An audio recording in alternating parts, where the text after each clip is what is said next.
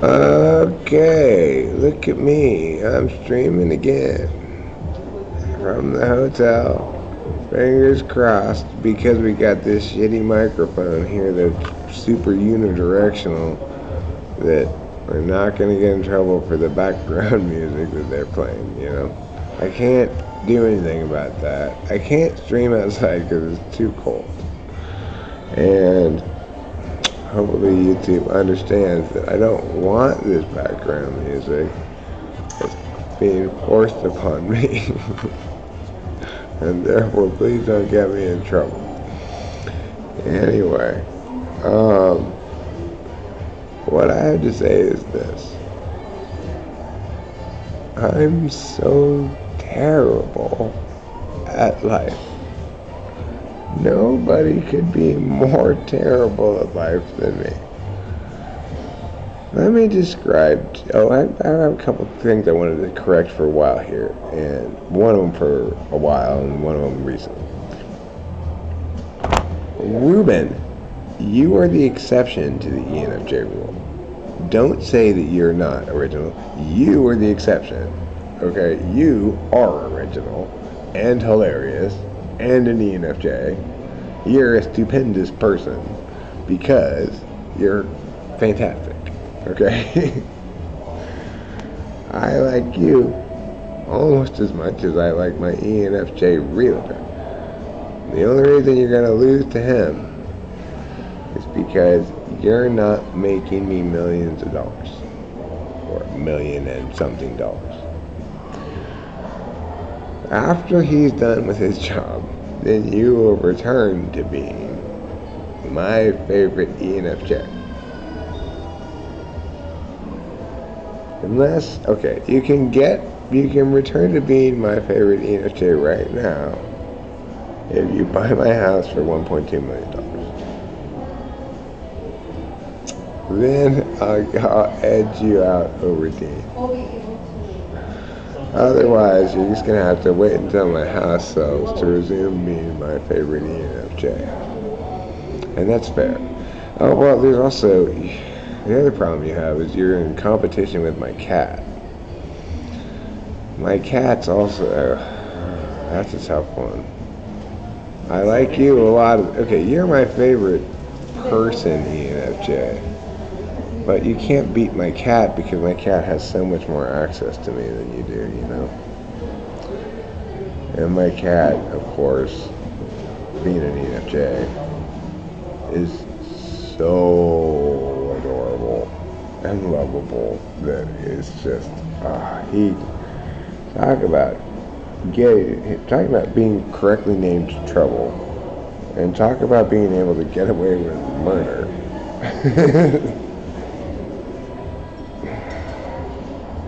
That cat took a giant dump on the metal of our pretend bed that was there right before we were supposed to show the house. I kicked him out of the house, but I didn't get mad at him. I apologized to him.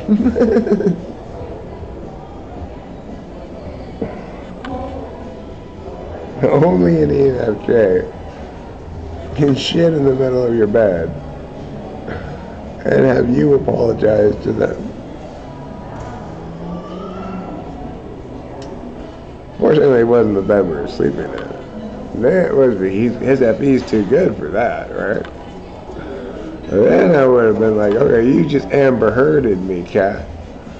And that's not okay. I'm really mad about that, right? If the cat had shit in the bed that we were sleeping in, then I would have been mad. But he's too good at his FE to do that. Okay, now, the second thing I wanted to correct, the first thing being, that ENFJ rule doesn't apply to you, Ruben. You are original. And that's what makes you different than most ENFJs is you don't probably view it as original, but it nevertheless is. And I'm an expert on originality, okay? So, you just let me be a judge of that, Mr. Man. friend. Remember, I'm your benefactor. You're my beneficiary. I don't listen to anything you say. So, and you are well suited to listen to what I say. Especially in this instance, when I'm telling you, you're underselling yourself, my friend. You have transcended the ENFJ rule. Now, the second thing I needed to correct myself about was CJ O'Connell, you do listen to me. You do a great job of listening to me. I forgot what I was doing for a second and tried to tell you and tried to do your job for you. I hate it when people do that for me. I'm sorry I did that to you. It's your job to decide to do whatever you want with the information I provide you. It's not your job to agree with me or disagree with me or learn what I want you to learn. Okay? You do listen and hear what I'm saying, and you just are doing different things with it than I want. But that's not your problem. That's my problem. Okay, so I want to correct about that. I was driving over here. I was thinking about that. And now I want to tell the story of why I am so terrible at life.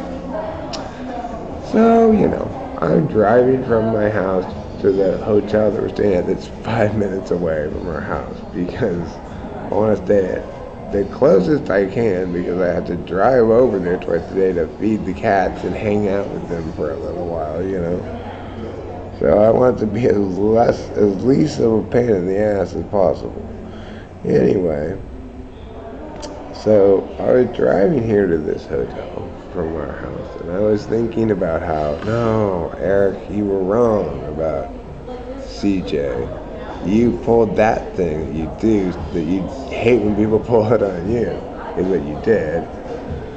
I was thinking that. And I was thinking about some other stuff. I don't remember what I was thinking about.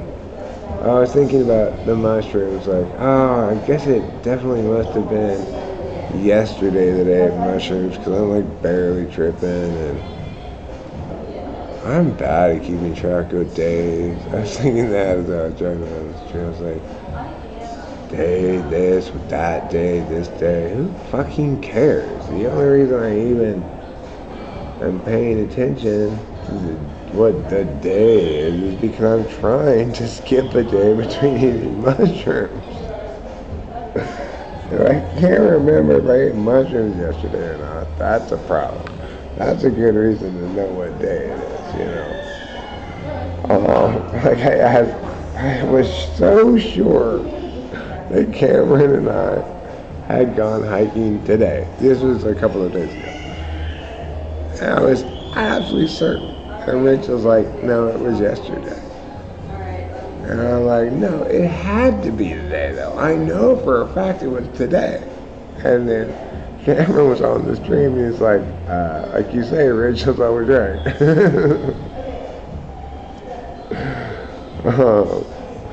Anyway, I was thinking about that, I was thinking about whatever I was thinking about. Some of the time I was talking out loud in the car, because I like to talk out loud more than I like to think.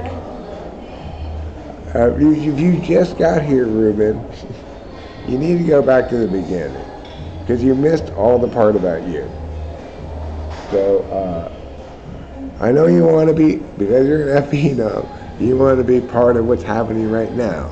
But you need to go back to the beginning and listen to the beginning part, because it's all about you. Anyway, I'm not going to go back over it again now that you're here. I don't care how adorable you are. I get you confused with my cat sometimes, I was explaining, only an ENFJ can shit in the middle of a bed in your house and you apologize to it, which is exactly what happened with my cat Trouble. He shat in the middle of the bed. I kicked him out of the house and I apologized to him. Only an ENFJ can get that to happen.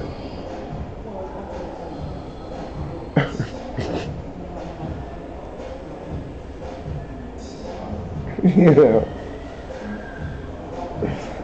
you get a massive human-sized dump in the middle of this staged house we just paid to have staged be all perfect looking. And I apologize to you.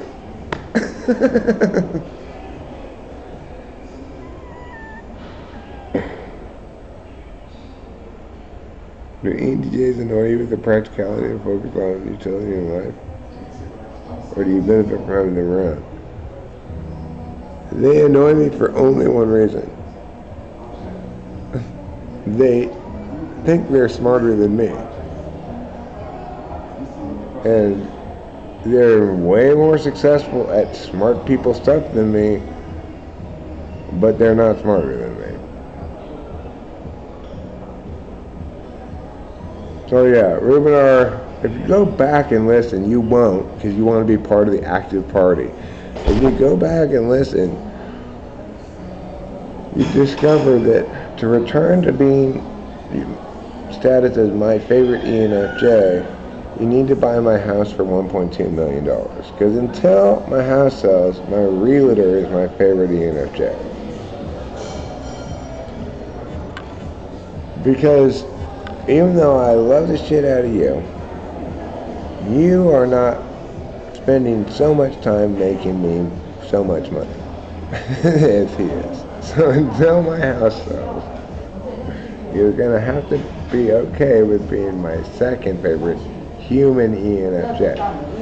And as I already explained, you're not gonna beat the cat because he has more access to me than you do. You know? Plus, I want to pet him. Sometimes he lets me. And no matter how much I like you, I don't want to pet you. I don't care how luxurious and how much sheen your hair has. I still don't want to pet you. So, you know, my cat has that like structural advantage over you. I'm not sure you can overcome that advantage. Even you with all of your ENFJ powers, you're dealing with, number one, your opponent's another ENFJ. Number two, he has the advantage that I want to pet him. I think you're going to lose that one. Of course, he only sometimes lets me pet him. So that I remember how special it is to get to pet him. I feel honored when I pet him, like, oh, you've honored me with letting you pet. His cat invaded our family home, colonized it, took over everything against our will, and we just love him for it. He even bullies my cat, my cat that I've had, that was literally born in my bed right next to me while I was sleeping. Okay, that cat that I've had that long, from newborn until now. He bullies her. And I'm just like, oh, trouble, would you stop, please? ENFJs, they can get away with anything.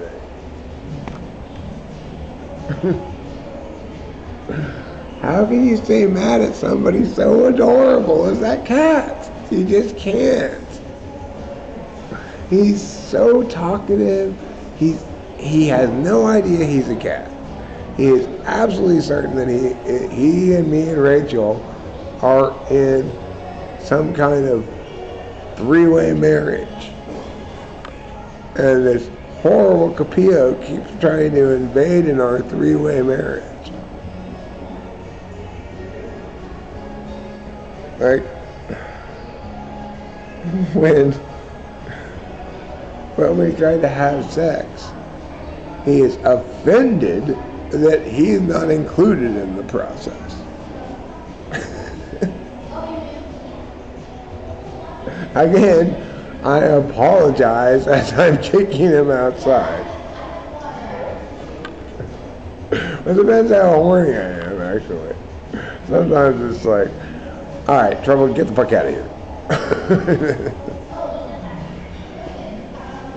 I'm not having it at all at this moment. Get the fuck out of here.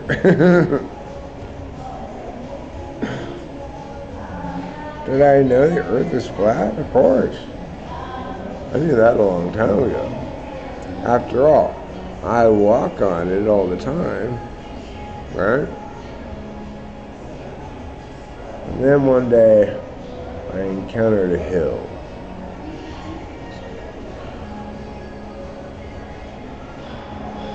You're supposed to be flat. And this is a lot harder walking uphill. I'm tired now. I wish I had driven. That was the day I learned. Unfortunately, the earth is not flat. I don't mind the downhill so much, although I mind them too. Just be flat, you know? Like, I want to go hiking in the mountains, but why does it have to be uphill? You know what I'm saying? Can't I hike up to the top of that mountain and have it be flat the whole way? That'd be so much better.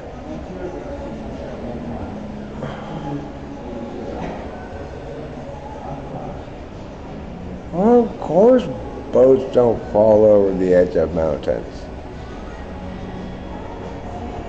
Boats are for water. Duh.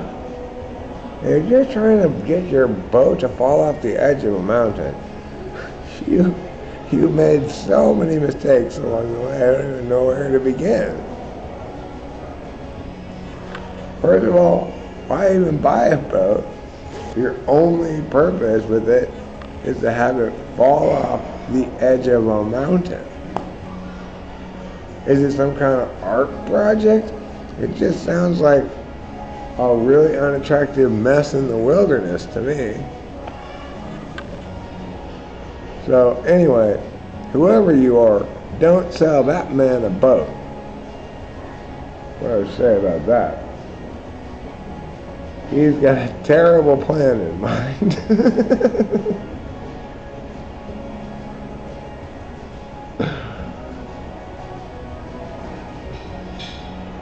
Lakes and canals don't curve.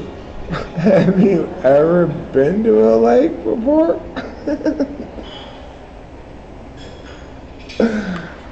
If you encounter a lake that doesn't curve, it's called a swimming pool.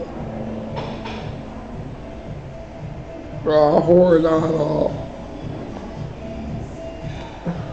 You have clearly never been to a lake before. Lakes are never like that. They're all like all the way around. And you know what the worst part about lakes is? The part you want to go to is always like the furthest spot away from where you currently are. You go, oh, am I going to walk around the lake this way or this way? And it's hard to tell which way is going to be longer because of all the little curves, you know? You can't really estimate distance very effectively that way. And it's like, it's not like there's a path or there's like rocks and trees on the side of it, so. You know what, fuck it, let's just stay right here, you know? That's what you usually end up doing at lakes, I think. I'm in a cult?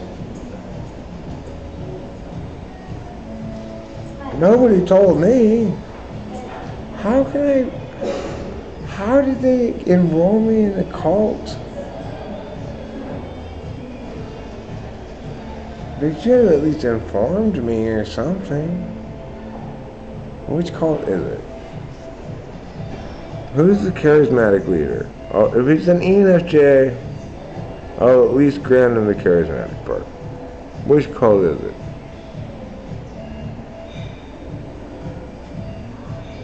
They're not going to tell me it's a cult? Okay, well, I get that they're not going to call themselves a cult, but they're still going to name themselves an organization of some sort, right? Like, Scientology doesn't call itself a cult, but it does call itself Scientology, right? So I'm asking you, what's the name of the cult that I'm in? And who's the leader of it?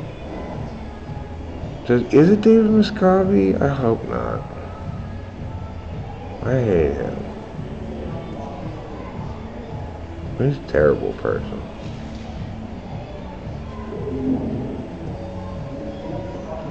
Hold on. But Santa Bear, you told me, you just informed me of some bad news. I'm feeling kind of down about it. I didn't know I was on a cult, now I realize I am.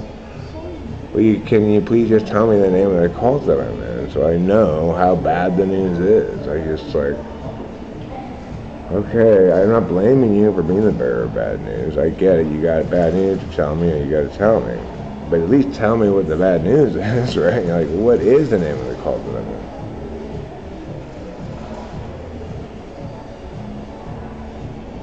Its name is NASA's head honcho? What a strange name for a cult. Is that the dollar sign like Kesha too? That is a real, you know what? Maybe I'm actually glad I'm in that cult. If it's named NASA is the head honcho. Any cult that's got that strange of a name, I might in fact want to be a part of. I'm glad to know that now that at least I'll have to look into this cult that I'm in. NASA is the head honcho.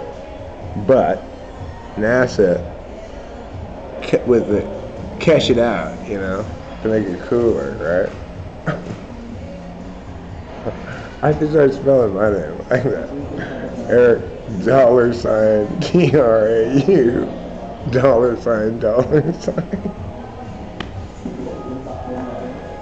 That'd be great. I'd have such a fantastic time explaining to people that that's my name.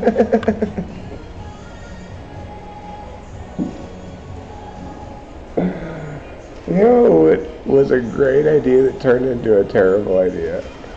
I had this shirt made that said, "My name is Eric." And I kept forgetting I was wearing it. And people would come up to me and be like, "Hey Eric, how do you know my name?"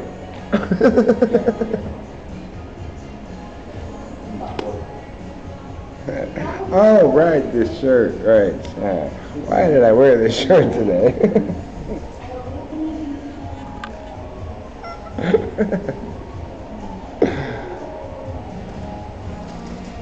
Van Alphenbraun knew the score. Who's Van Alphenbraun? It's just ssuartscire. Van Alphenbraun. Is she having Venus Schnitzel in Stuttgart right now? If so, she does know the score. That's where the very best Venus Schnitzel is. People think that boats fall over a sphere edge. I mean, I don't know anybody who thinks about that at all. So, how much time do I spend thinking about boats circumnavigating the globe? 0. Because if you're spending a lot of time thinking about boats circumnavigating the globe, you've got terrible taste in things to think about. Sorry. I don't care if you're right, wrong, whatever. You're thinking about incredibly boring things. And that's all there is to it. You know, there's no good way to think about incredibly boring things. No matter what you do, you're gonna bore me. Be as right as you want or as wrong as you want. But please, for fuck's sake, don't bore me.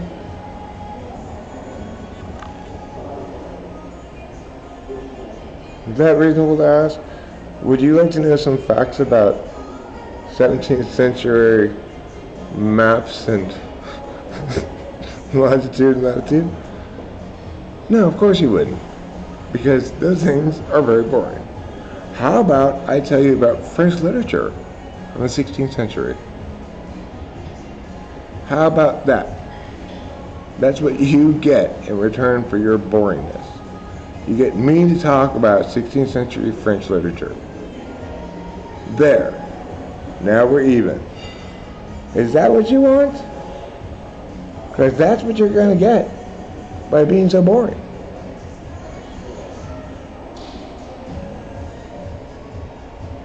And people don't seem to get it. Boringness is boring. Duh.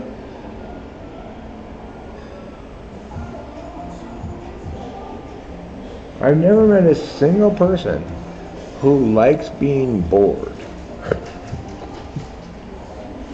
Is there anybody here who's ever met a single person who likes being bored? Anybody? Please raise your hand if you have ever met even one single person who likes being bored. Oh, my precious, perfect angel Rachel. You are so precious and perfect. And it is my life's mission to make even an INFJ like you understand that. My life's mission is to make Rachel believe she's as good as everybody else does. That's my life's mission. It's tough work when you're dealing with an INFJ, let me tell you.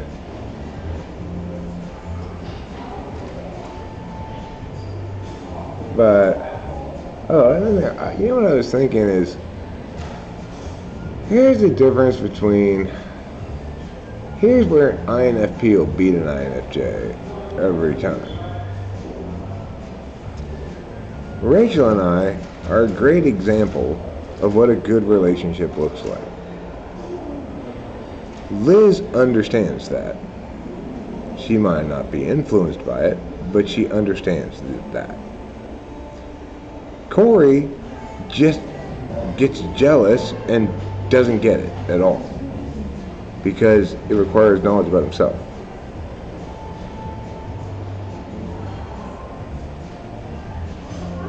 And that's one area where you cannot expect anything from an INFJ.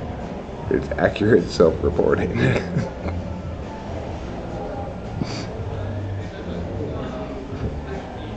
They'll try to accurately self-report.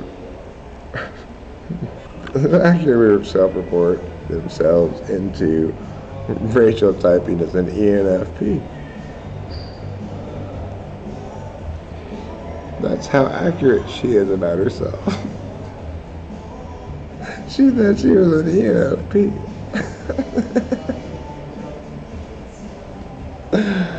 Could anybody be less of an ENFP than Rachel? I don't think so. Rachel's the only person in the world that tries to correct me. I have zero faith in any ENFP correcting me, I'll tell you that. I may like them, they may be great, whatever, but they got no business correcting me, I'll tell you that.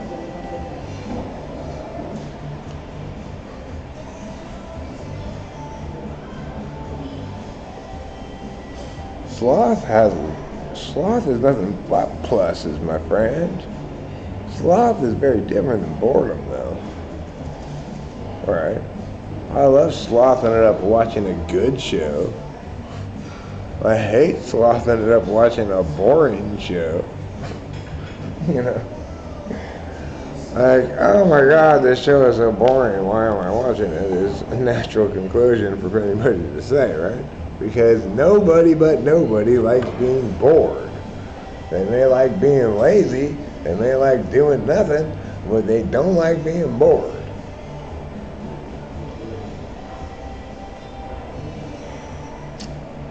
There's no positive connotation to the word bored. There's no possible way to squeeze one out of it. Bored's all shitty all the time. You know? Anyway, I never got around to telling you my story about why I'm so terrible at actual life. It is now a half hour of course, one of the reasons why I'm so shitty at actual life. I don't have my glasses. Of course. But anyway, that's not the main story here. It's why I'm so terrible at life. So I'm thinking about this and that in the car, as I was describing earlier. And then I come in this, I park where I normally park. Thank God there are parking spaces. Because the time before when I left, and I came back after feeding the cats, somebody swooped into my one parking spot and there were like no parking spots, and I had to park along behind these other people that were also parked along the red curb. Anyway, this time there were good parking spots where I wanted them, so I parked there. And then I got to this, then I had my backpack, and of course, I get to the door and I would go, oh, right. That's why you shouldn't have put your wallet in your backpack. Because you need your key to the hotel room to get in this back door that you always want to get into, and your key's in your wallet. So I put down my bag, I get out the wallet, I get out the key, and I say to myself, try to remember this next time, Eric. And then I put the key and I push the door, and in one try, it opens. I'm like, what's going on with this door? This door always requires me to try it 2, 3 times, sometimes 4 times before it opens, right? So then, I'm like, wow, I wonder if they fixed this door. Or did I just get lucky? So I see a guy, he's walking down, he's got a name tag. Oh, you look like you work here, right? He's like, yes, I work here. And I said, I've got kind of a strange question for you. Did you fix that door, or did I just get lucky? And he said, he looked surprised. I was like, oh, that door. And the answer was, no, you just got lucky. So then I was walking to the elevator, and I was thinking, I really liked his blue braces. They looked really cool. And I was thinking, like, I wish I would have told him. Rachel never misses an opportunity like that. If she likes something about somebody, she will always tell them that, you know. I thought his blue braces were cool, but I didn't tell him. I just thought they were cool, you know. And anyway, I'm riding up the elevator, I'm thinking about that conversation I just had with that guy, and I just got lucky. And then thinking, I wish I had explained to him also that I don't care if you fix that door at all.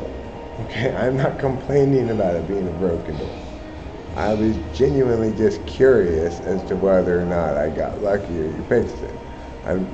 But I didn't say any of that to him. I'm thinking in the elevator, I wish I had said that to him as well, because I don't want him to think that I was complaining about the door, because I don't care. And so I don't like to complain about things I don't care about. That makes no sense. So I was thinking that. I don't know, got out of the elevator, got to our room, and I put the key, I got inside the room, and I'm thinking about that, other things, thinking about CJ, thinking about Ruben, and taking off my clothes and getting into bed next to Rachel and lying there and going, thinking about things. And then I start laughing. What the fuck am I doing? I don't want to go to bed. No part of me wants to go to bed.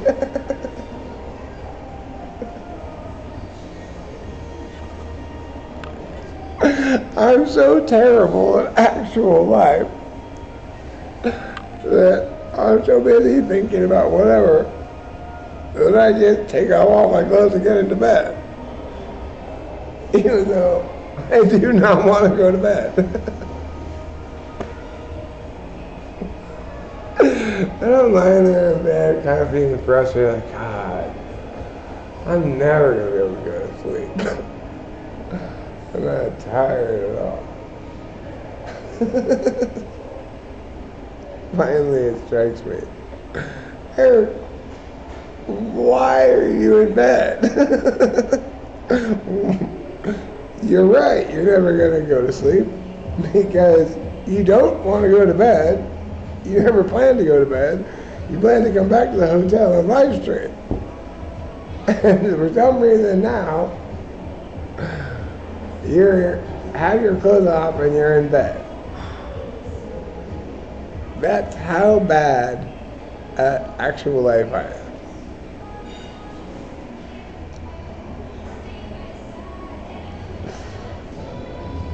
Like, I can't even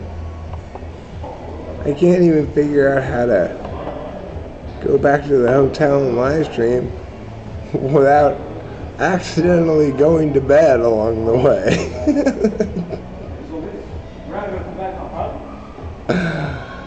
That's being pretty bad at actual life, right? I can't return from my house that's 5 minutes away from here to the hotel with the plan to live stream without accidentally going to bed in between.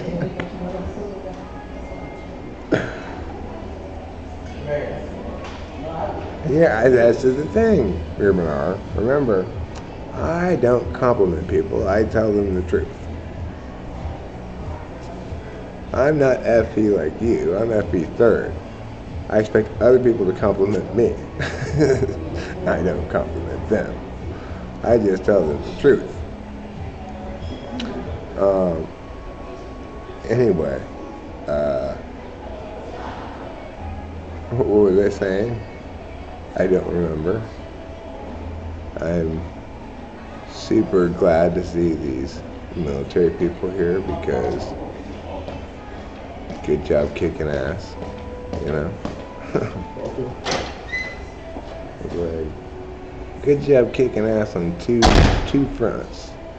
Good job kicking ass militarily, and good job kicking ass by choosing this great hotel. Am I on mushrooms? Sort of. I mean, yeah, I'm tripping a bit, but it's like the problem is I can't keep track of days. And I thought I didn't eat any mushrooms yesterday, but now I'm thinking I probably did based on how much I'm tripping. It's hard to say. Ideally, I'd put like 2 full days of not eating mushrooms in between eating mushrooms. Unfortunately, not only am I bad at days, I'm also very bad at waiting. So, there's 2 big problems with that plan, right? This is why I don't like mushrooms, because it's like, what kind of drug are you that makes me wait days before you're going to be effective again? And it's like, that's not a good drug quality to have at all. If I like you as a drug, I want to do you again right away. I don't want to wait 3 days or whatever. Yeah, and then, so what do I do in between mushroom days? I try to pull enough bong reps that I'm like, but that's no substitute, it just doesn't even do it. And then I go like, well. My father served in Korea. I say thank you for being a hero. I think service implies something different. You guys are heroes. I agree with this guy, but I disagree with him bothering these people. And, I have PTSD because I went to go fight. I'm not trained, but I'm angry. To go to Ukraine. They said I couldn't go in. So I did 12 days at the border. I don't like being bothered with people at all. They don't deserve to be bothered. They're in the military. Can I get a picture of you? Okay? Let's do it. So something. So what ranks are you at? What a nightmare. Now is the time for me to go outside and smoke a cigarette because I cannot watch this.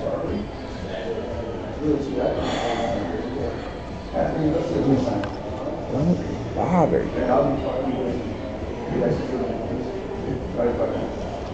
Alright. But USA, USA, USA, USA, USA, USA. I'm sorry you guys had to go through that. I'm so sorry you had to go through that. And you had to be polite about it.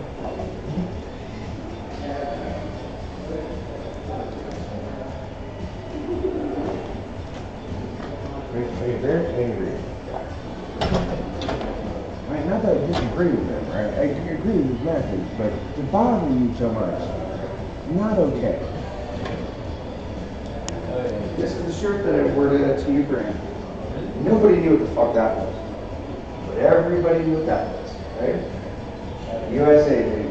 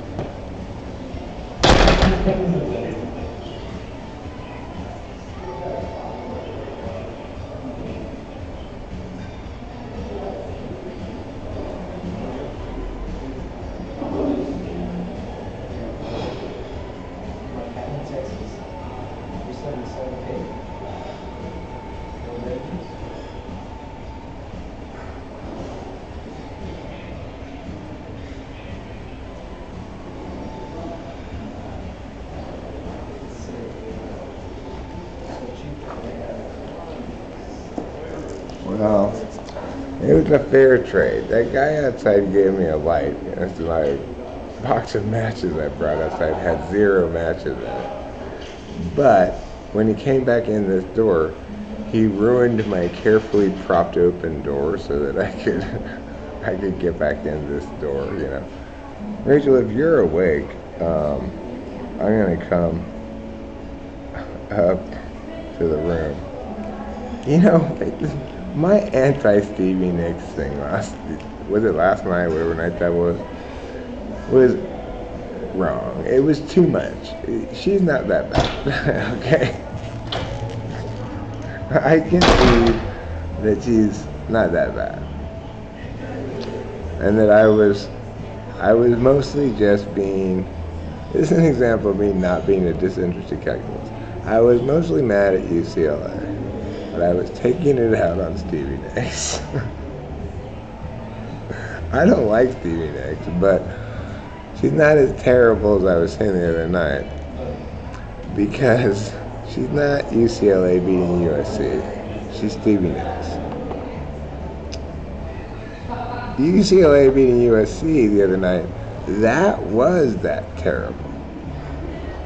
But, and that charging call, oh my God, that guy have been moving any more than he was?